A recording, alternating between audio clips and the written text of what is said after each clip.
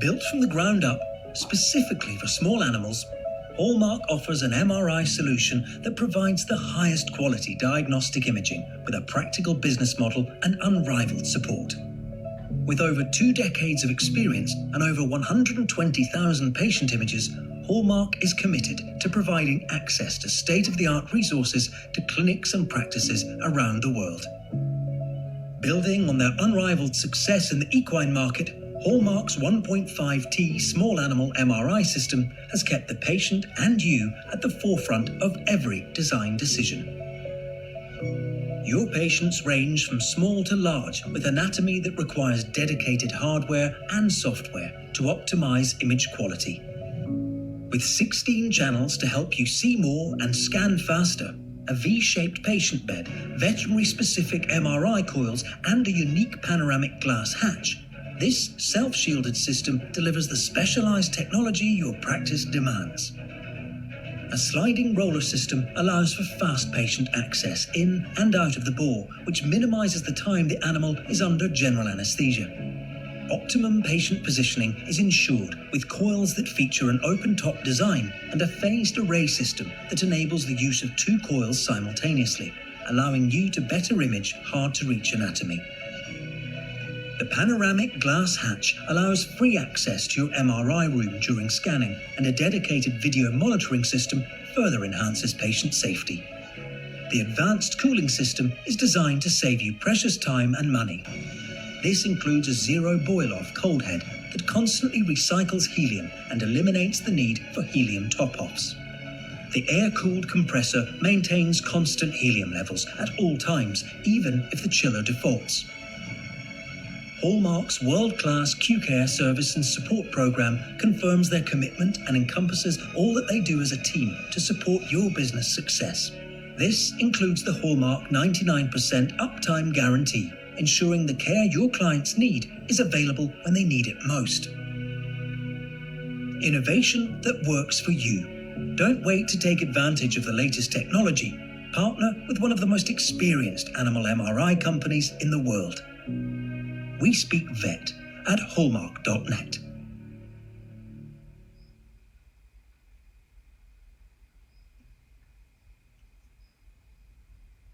Welcome everybody from Facebook, Neurology for Vets, from myself, Simon Platt, and from Laurent Garosi. Good evening, good afternoon, good morning, wherever you're tuning in from. Please let us know. It's always good to know where everyone is, how they're doing. Thanks for tuning in. Today it is our pleasure to introduce to you a rising star in the veterinary profession, Dr. Alessandro Conte, and he's going to speak to us today about imaging of cranial thoracic vertebral canal stenosis in screw-tail brachycephalic breed dogs. Before we get started, I'm going to just read a brief bio for Dr. Conte. He graduated from the University of Padua in Italy in 2012 and then moved to the UK in the same year. He worked 3 years in small animal practice in Yorkshire, in England, and then completed 2 rotating and 1 surgical internship in both private and university institutions in the UK. After returning to Yorkshire in 2019, Alessandro worked in a small animal orthopedic referral for 1.5 years, where he also completed certificate in advanced veterinary practice. In June of this year, Alessandro moved to Cambridgeshire to start an ECVS residency in small animal surgery at DipACVIM Referrals. So, welcome, Alessandro. Thanks very much for giving up your time. Based on your recent publication and study, we know that you're one of the rising stars in the profession. So we are now considered old has-beens, and we want to hand over the voice to you. And so to get us started, I have a question for you, but do you want to I will share the screen. Yeah.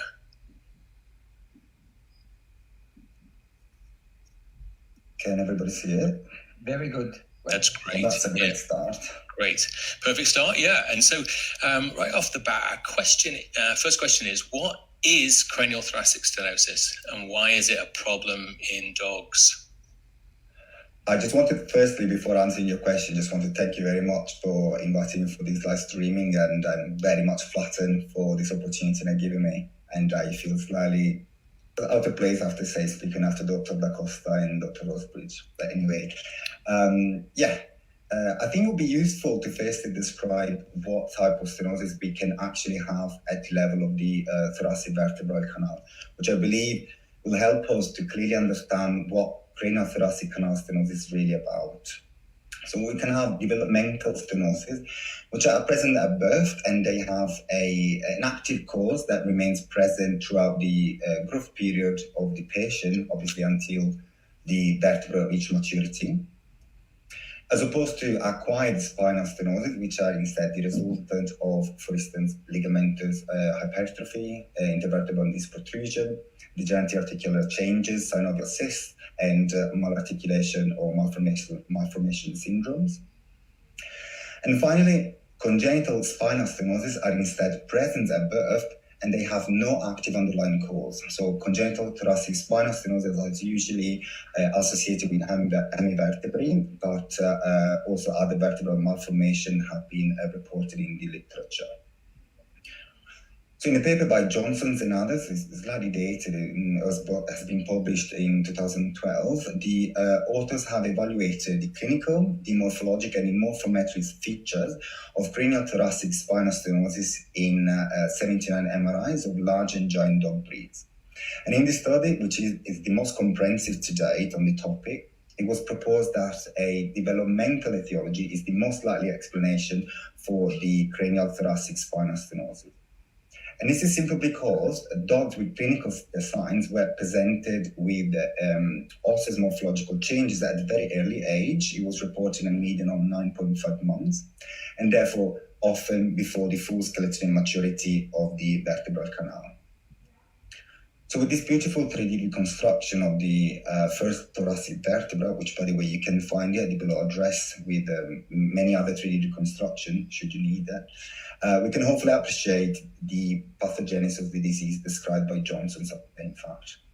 So in the cranial thoracic spine, the orientation of the articular process in normal dogs produce quite a shallow angle, okay, with the dorsal plane. Instead, at most sites of cranial thoracic spinal stenosis, this angle was subjectively steeper, and the articular processes were more elongated, both in transverse and paramedian images. And therefore, these abnormalities of articular process geometry may contribute to additional stresses on these joints and are possibly, or actually very likely, to play a role in the development of cranial thoracic spinal stenosis in dogs. So in practice, just to summarize, the canal stenosis is caused by a developmental malformation of the vertebral arch as a result of the hypertrophy of both lamina and the articular process. And this can obviously occur mono or bilaterally. And see if the video shows. So that's the cranial articular process, and then the lamina is here, and then this is the caudal articular process. So it can occur obviously monolaterally or bilaterally.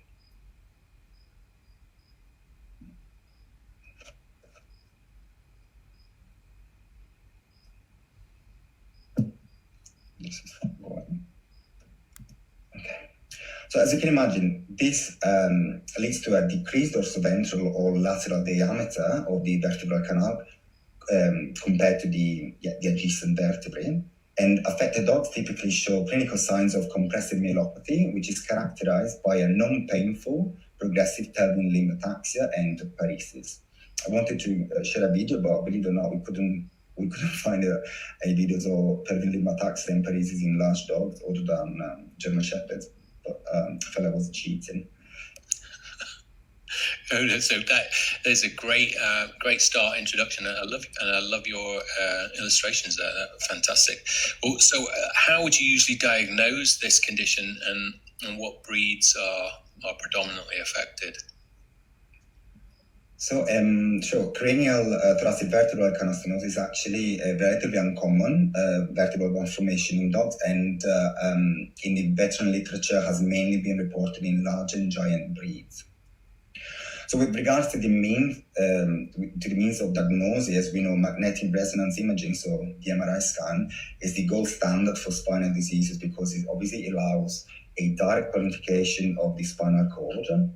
And the study really should consist of at least a sagittal, a transverse, and a dorsal T2A images, and ideally also a T1. So this is an image that are took directly from the study of Johnson's, and as you might have noticed already, it consists of a sagittal two-way image of a cranial thoracic spine. And obviously different colored lines represent the levels where the transverse images were obtained during the study in order to investigate and compare the spinal cord. So in figure A, which is a transfer T-view image of a normal sighted T1 and T2, whereas the figure in B is the image of a severe grade spinal cord compression. In this case, is bilaterally. So we can see that here.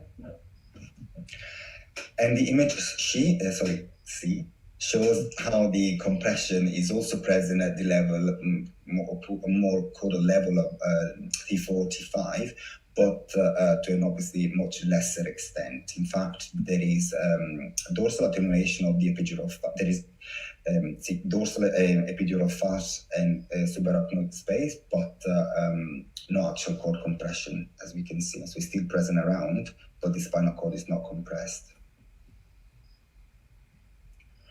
So despite being, as we said, the gold standard for investigation of the spinal cord, the MRI comes with some pros, but obviously some cons. So surely it provides superior soft tissue resolution, and it allows the acquisition of much more information on the spinal cord integrity or pathology. However, it can be quite costly, quite expensive. And for this reason, it's not so widespread in the veterinary profession, as also, as you can imagine, is contraindicated in patients with pacemakers and more frequently with metallic implants. So for this reason, I want also to compare the computed tomography as an alternative imaging investigation for this specific disease. So these images that I'm showing are a plain sagittal, the transverse, and the dorsal view in bone window of a normal cranial thoracic spine. And obviously, contrast medium can be administered either intravenously or intrathecally. But why CT scan can be useful in the diagnosis of this specific disease? Well, as you can see, it can allow a beautiful 3D reconstruction of the study, which I found extremely fascinating. And if you have a lot of time spare, which I used to have before starting my residency, and if you're really bored, you can actually look for the stenosis yourself by trying to understand where the location of the disease is and cutting the areas that you don't need and isolating even the affected vertebra only. And in this case, we can see is at that level there. So in this specific disease, CT scan can be quite useful because it offers superior bone tissue resolution compared to MRI. It's not invasive if you consider the plain or I suppose the contrast enhanced CT, and often more readily available than the MRI scan. That said, intrathecal injection of contrast is still very much required for the identification of some pathologies, and moreover, it provides little information on the integrity or pathology of the spinal cord. Great stuff. So you've done a study on this problem in the screw-tail breeds, brachycephalic dogs. Can you go over the importance of this study and how you conducted it? Yes, so we published this paper on thoracic vertebral canal stenosis in screw-tail brachycephalic breed dogs, fairly recently. Well, it was available online in December 2020 on B-Course ahead of printing, but actually was printed in May this year. And this was a study that actually was born as a case report of 2 dogs only affected by the disease. And I started when I was rotating into the University of Glasgow. Beautiful city that I would recommend going visiting if you don't mind that there is not much sun over there. But other than that, it's beautiful. People are very friendly as well. So as we know, flat-faced dogs, so these are named brachycephalic screw-tail breeds, are overrepresented for diseases caused by vertebral malformation, and typically these have different breeding distribution. So we can have spina bifida or spina bifida, which in Pugs is commonly an incidental finding, whereas in French and English Bulldogs is pretty rare. In general, vertebral body formation defects such as hemivertebrae or butterfly vertebrae are rare in Pugs, but when they're present, are likely to be clinically significant in young dogs, whereas in French and English Bulldogs are commonly an incidental finding and rarely actually cause neurological deficits. Caudal articular process, aplasia or hypoplasia, is a common finding affecting caudal thoracic and thoracolumbar regions in Pugs, French and English Bulldogs.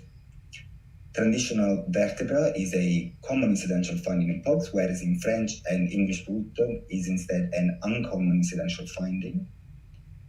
Both Pugs and French Bulldogs are one of the most commonly affected breeds by spinal arachnoid diverticula at the level of the thoracolumbar region, and they typically show progressive neurological deficits. And finally, meningeal fibrosis has shown a possible breed predisposition in Pugs. Well, so far in this breed, thoracic vertebral canal stenosis is secondary only to the hypertrophy of the vertebral arch component, as I said before. So similar to the one affecting large giant breeds described by Johnson, has been only suspected in 2 case reports based on post-mortem and radiographic changes. So the objective of our study were to describe clinical and advanced imaging features of screw-tail dog breeds and Pugs with thoracic vertebral canal stenosis secondary only to the hypertrophy of the vertebral lamina and the articular process, causing associated neurological deficits. It was also to evaluate the prevalence of this type specific of malformation in CT studies of a large group of screw-tailed dog breeds and Pugs, with, however, no associated neurological deficits. And finally, to compare the degree of vertebral canal stenosis between dogs with and without neurological deficits. So the study was designed to be a retrospective study, and the medical records and advanced images studies from 7 different referral institutions were reviewed between a period of 11 years. And this study was also approved by the Glasgow Vet School Ethical Committee. So, Group 1 consisted of neurologically affected cases, as I said, in which the vertebral stenosis was only secondary to the hypertrophy of the vertebral arch diagnosed on MRI. Complete medical record and availability for review of the MRI studies were obviously considered an essential inclusion criteria. Whereas the exclusion criteria was represented by the presence of other potentially compressing lesion of the spinal cord, which could have caused realistically the clinical signs. Age, diagnosis, breed, gender, presenting clinical signs, duration of the clinical signs prior to presentation, treatment, and short and long-term outcomes, so more than 6 months, were retrieved from the medical history or were retrieved by contacting the owners over the phone. Group 2 was instead represented by neurologically healthy cases which underwent a CT scan of the thoracic vertebral column for reasons completely not related to any neurological investigation. And dogs were excluded from this group if they demonstrated any gait abnormality or if the clinical records indicated the development of gait abnormalities later on in life. For both advanced imaging investigation, the study were post-processing multiplannar reconstruction, so in MPR, and this allowed the accurate identification of the vertebral stenotic sites and also to qualify the type of stenosis, whether it was a right-sided or left-sided or a bilateral with a dorsoventral, dorsolateral, or only a lateral compression. So here things get a bit complicated, I hope it's clear. So for each dog, we calculated the cross-sectional surface area at the level of the stenosis in transferred images. And this measurement was called capital A when it was measured in MRI and lowercase a when it was measured in CT scan. Equally, the cross-sectional surface area was calculated at the corresponding anatomical level of the first normal cranial vertebral space. And this was equally called capital B when measuring MRI and lowercase b when measuring CT scan. And finally, in order to standardize or trying to standardize our data between groups, we did a ratio between the maximal stenotic area and the corresponding normal cranial area. So how does it translate practically? So these are the sagittal, transverse, and the dorsal view of a T2-way MRI of the thoracic spine of a French bulldog included in the group 1. So as you can see, in the transverse view, the right articular facet, which appears black in T2, is protruding into the vertebral canal and compressing the spinal cord dorsolaterally, as you can see here. And obviously the red figures represent the cross-sectional surface areas. And in this case, it's named A because it's in MRI. Equally, this is the MPR of a CT in bone window of the thoracic spine of an English bulldog belonging instead to the group 1, so the non-neurologically affected. And in this case, the lateral compression of the spinal cord was from the left side. And in this case, called lowercase a because measured in CT. So with regards to the results, the dogs included in group 1, so the neurologically affected ones, were 12, specifically 7 English bulldogs, 4 French bulldogs, and 1 pug. All dogs were entire, and the majority was male, and at the age of initial presentation varied between 4 months and 7 years. I wanted to show you more into detail the degree of the disease that we found in the neurologically affected dogs, and apologies for the quality of the images, but as you can imagine, I had to zoom quite a lot, so the sharpness of the image is not that great. So I'm going to show you the transverse views of T2-way MRIs of thoracic vertebral column of 4 different dogs. And so this image in particular showed the normal appearance of the vertebral canal of the cranial thoracic region. If you then look closely in this other case, the articular facet and the lamina are protruded into the vertebral canal and compressing the spinal cord dorsolaterally from the right-hand side. You can see here. In this case, from the left-hand side, and in this case, bilaterally. It's quite impressive, actually, this one. In group 1, the 19 stenotic sites were included for data comparison. And as you can see from the table, it appears evident that the stenotic sites were mainly located at the level of the first 4 intervertebral spaces and presented mainly a bilateral compression. The dogs included in group 2, so the clinically healthy dogs, were 41 English bulldogs, 60 French bulldogs, 6 Boston Terriers, and 68 pugs. And of these, only 16 English bulldogs and 19 French bulldogs presented subclinical vertebral stenosis for a total of 64 subclinical stenotic sites. And also in this group, the majority of dogs was male. So as per the MRI images, the following are the transverse view of CT scans in bone window of the cranial thoracic vertebral column of 4 different dogs, including in group 2. So this image showed the normal appearance of the vertebral canal, whereas in this case, the articular facet and the lamina are protruding into the vertebral canal and compressing the spinal cord dorsolaterally from the left-hand side. Pretty obvious, yeah. In this one from the right-hand side, and finally this one bilaterally. So from this table, which is only considered the English bulldog subpopulation, it appears evident that the majority of the stenotic sites were also located at the level of the first 4 intervertebral spaces. However, in this subgroup, a left-sided compression was more frequently seen. This other table, which is instead considering the French bulldog subpopulation, shows also a more common location of the stenosis at the level of the first 4 intervertebral spaces, again with a left-sided compression being more frequently diagnosed. So there was a statistically significant difference between the maximal stenotic area and the corresponding normal cranial area calculated in MRI and CT.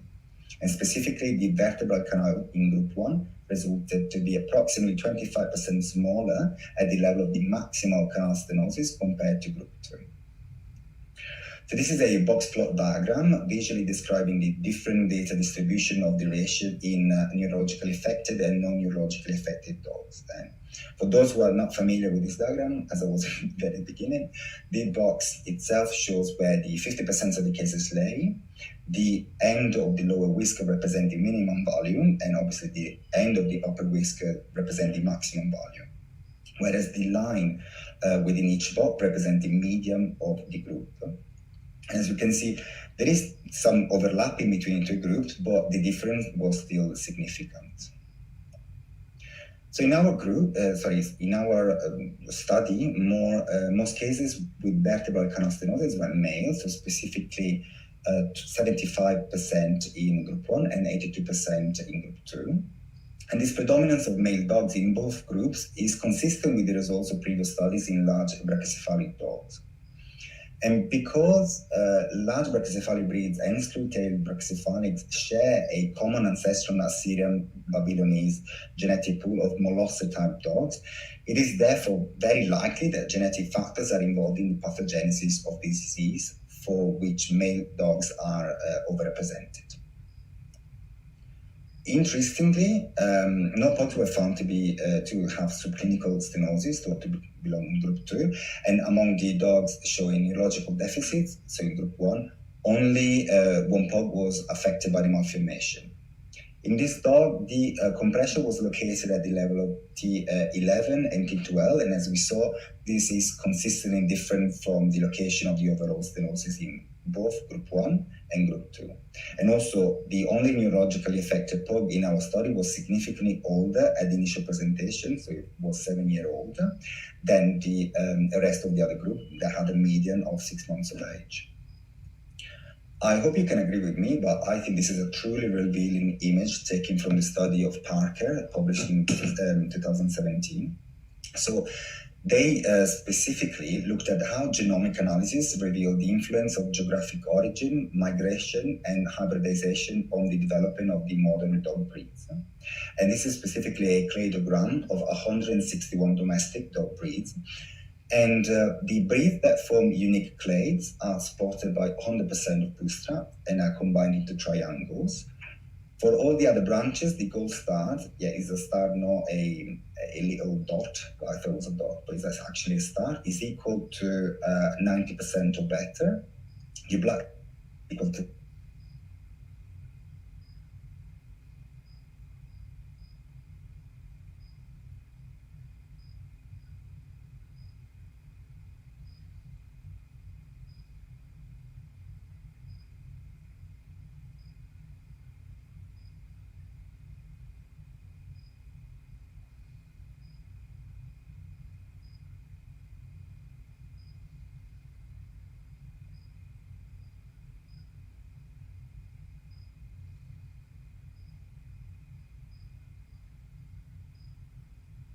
at all.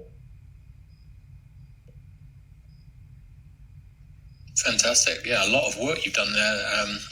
Excellent interpretation of it, and thanks for relaying that to us. Based on the results you've got, what does this mean for these breeds, and how is it relatively important compared to their other issues? Yeah, so cranial thoracic vertebral canal stenosis was observed in our study predominantly in young male screw-tailed brachycephalic dogs, so English and French bulldogs, which is potentially the result of, as I said, the genetic link with molosser-type breeds. And the stenotic size, as we said, was mostly observed at the level of T2, T3, and also T4 and T5, warranting the necessity of a thorough imaging investigation of the thoracic vertebral column. The vertebral canal in neurologically affected screw-tailed breeds, brachycephalic dogs, was 25% approximately more stenotic compared with non-neurologically affected dogs. However, as the condition was also relatively common in clinically unaffected dogs, so approximately 20% in our study, I would say that its relevance should be cautiously considered, especially in the presence of other vertebral abnormalities that could potentially explain the clinical signs. Right, and I guess the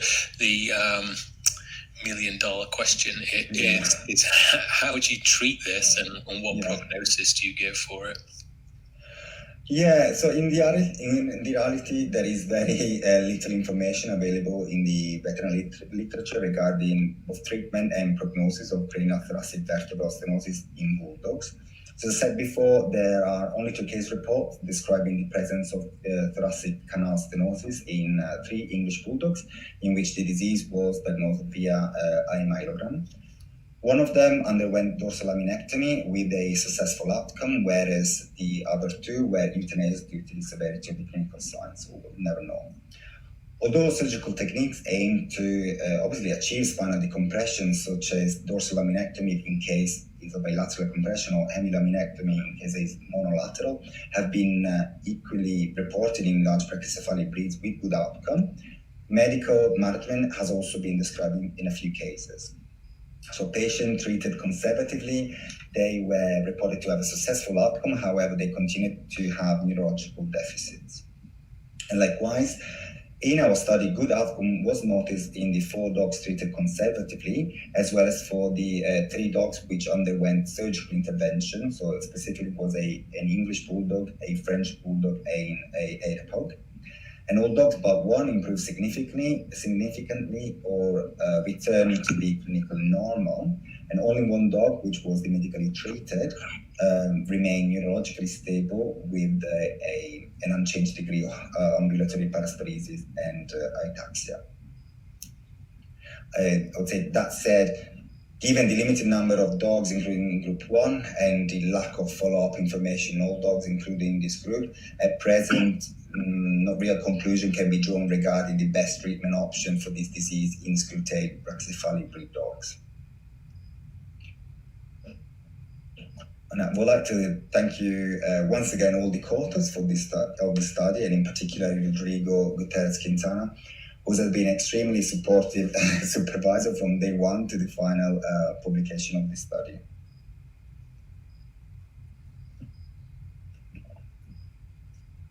Simon is muted. Let me unmute him. Yeah, sorry about that. Thanks very much for that, Alessandro. That really was a great presentation, very clear, and obviously a lot of work, as you said, and help advance this area, which we don't know too much about prior to this. So thanks very much for that. Thank you. So if you have any question, please feel free to put it in the comment box. I will put it to Alessandro. I think, clinically it's a very good message, but when you localize a dog to T3, L3, when you investigate this dog, ideally you need to image from cranial thoracic to the mid-lumbar region.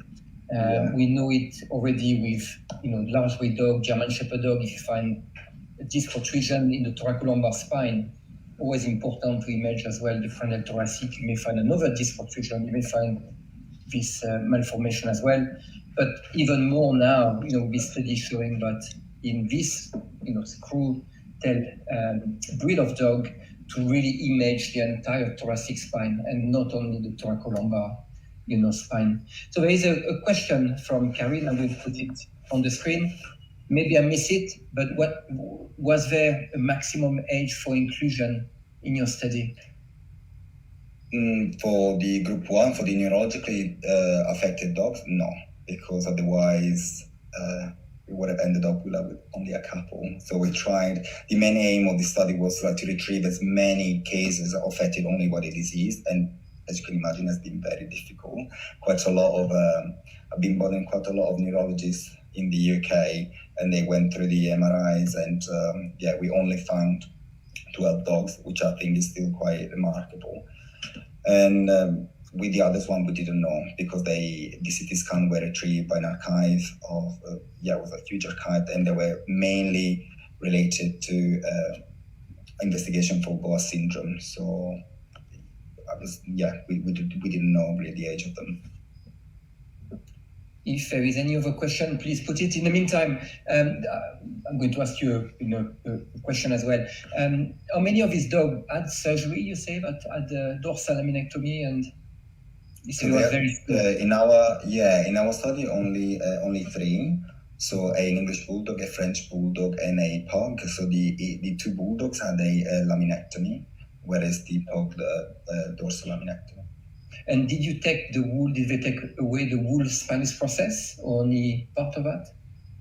Yeah, as much as we could, really. The thickened. The entire. Okay. Yeah. The entire spinous process they took. Or. Yeah. Okay. Yeah, that's one of the concerns I will have with this technique, especially in the cranial thoracic spine. You got obviously the nuchal ligament that attach on T1, T2, and to some degree T3. Yeah. I think, Simon, you remember German Shepherd dog at the HT. The dorsal, the interspinous process there is very important for stability. And you got, especially on this, close there, yeah. Especially on this, breed of dog with a very heavy head, and the nuchal ligament pulling on the cranial thoracic spinous process. There's always a risk of, instability dorsally there, and it's more for everyone listening. There is a very nice paper from Frankfurter published in VetSurg about 14 years ago that showed a really nice technique, to manage dorsal laminectomy in this dog, where Frank described a partial osteotomy of the spinous process. So what it does in this study, he only removes the bottom third of the spinous process to leave the top 2/3 of the spinous process, and therefore, by doing that and only opening on one side, he avoids obviously stripping the muscle on the contralateral side. They also maintain all the interspinous process, in order to limit this instability. And I think it's a very nice, little technique, especially in the cranial thoracic spine, where, I'd be worried about instability. Maybe go fine, but I think by doing so, it gives you enough exposure. You only open on one side, and you keep this osteoligamentous dorsal stability, which I think can be quite useful. So I think there's a couple more questions. I put this one. From Ethan, in case of multiple lesions observed in the MRI scan, how would you choose the clinically relevant location for surgical treatment? Well, that's a great question. I suppose we are talking about the stenosis, so specifically on the stenosis. So we had this conversation made of Riga about this, and I suppose the idea was this is the overall idea of this paper, to find and measure where the stenosis most severely affecting the spinal cord, so compressing the spinal cord. And I suppose you go there, and it depends how many sites are involved, and how long is safe really to perform multiple site surgery. But definitely by performing and by calculating the cross-sectional surface area, you got an idea where the compressive myelopathy is more severe. And I think that's, for all these dogs, that's the $1 million question. When you got multiple compression, but you could apply the same when you got a dog with multiple disc protrusion, exactly. Lumbar spine. How many you do, and which one are more relevant? And there is very likely, a combination of cumulative effect and acute and chronic, deterioration and so on. So I'm afraid that is a hard one, and I don't think there is a clear answer for that one. There's another one from Karin again. You got an admirer, it looked like. In your opinion, experience in this study, do you think the length of the compression is of any relevance in causing clinical symptom? I'm not sure I can answer. I would imagine no, really. I mean, it's a developmental condition, so clearly maybe it's obviously not present when the dog is very young, and then progressively becomes more ataxic and paralytic. So so it depends, really. I'm not sure how to answer. I'll say yes, actually. I changed my mind. I'm not sure I understood, Karin, if you want to put some more comment about that, because the length of the compression, I presume, that apply for disc extrusion where the material may spread, but there it's a quite focal. Oh, was it the length of the compression in terms of timing? Oh, sorry, I thought it was like in terms of timing. how long the duration. Okay, I thought the length. I'm not sure, maybe like the physical length. But I think you're right. It's the length of that. The length of compression. Duration of compression. I think it's the duration.